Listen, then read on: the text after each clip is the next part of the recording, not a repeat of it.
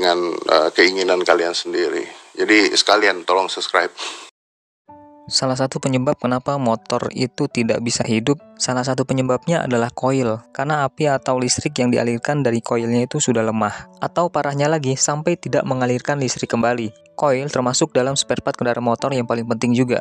Sistem kerja koil adalah merubah aliran listrik yang kecil, dirubah menjadi aliran listrik yang lebih besar.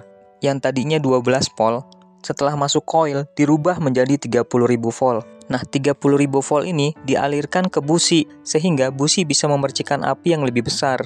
Lalu, api yang dipercikan dari busi sebagai sumber api untuk proses ledakan di dalam mesin. Dan ini yang banyak belum orang paham dan belum tahu. Dikiranya motor itu bisa jalan sendiri. Padahal sebenarnya motor itu bisa jalan karena memanfaatkan proses ledakan di dalam mesin. Iya, ledakan, bener. Emang kalian kira apa? Tabung gas? Oke, banyak sekali orang ketika kita ke bengkel, semua itu rata-rata ganti koil. Tapi sebelum dilanjutkan, kalian bisa dukung channel ini dengan cara donasi melalui saweria.co. Untuk link bisa dilihat di kolom deskripsi. Tapi pertanyaannya adalah, kita tahu nggak ciri-ciri koil yang sudah rusak atau yang sudah lemah sama yang masih baru?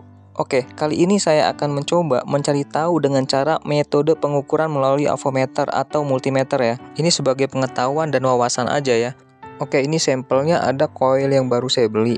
Untuk harganya di sini 45 ribuan, tapi saya sarankan kalian untuk membeli yang original ya.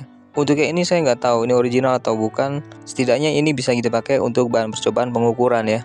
Kalau beli yang original, pasti spare partnya itu yang tahan lama guys. Dan kalian bisa mendapatkan produk yang ada di channel ini melalui showcase Angga Ong. Untuk link toko pembelian sudah dicantumkan di kolom deskripsi. Jadi sudah saya siapin multimeter, tapi saya buka dulu di bagian ujung kabel dari koilnya ya. Jadi menggunakan multimeter ini, saya hanya untuk mencoba mengukur resisten atau resistensinya. Nah, resisten ini fungsinya adalah untuk mengukur beban resistor atau hambatan. Biasanya cocok untuk mengukur spare part yang di dalamnya itu ada lilitan tembaga. Nah, kebetulan koil ini di dalamnya adalah lilitan tembaga. Ini saya sedang mengukur besaran resistensi gulungan sekunder. Gulungan sekunder itu yang mengarah ke motor atau yang menghasilkan 30.000 volt guys. Berapakah hasilnya? Kita lihat di bagian jarumnya. Dan jarum menunjukkan posisi di sini guys. Hampir mentok ujung ya. Nah, selanjutnya adalah koil kedua. Koil ini adalah koil bekas yang akan kita coba ukur juga. Perbedaannya di mana sih antara koil yang udah bekas sama koil yang tadi baru?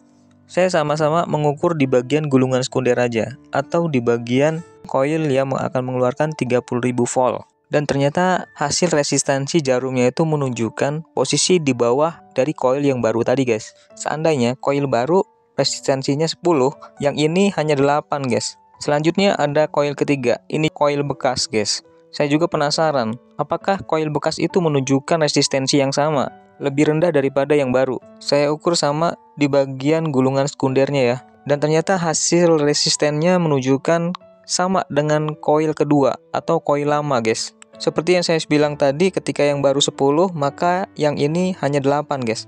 Dari pengukuran resistensi tadi, kemungkinan dapat disimpulkan bahwa koil akan mengalami penurunan kualitas dan sistem kerjanya sudah lemah.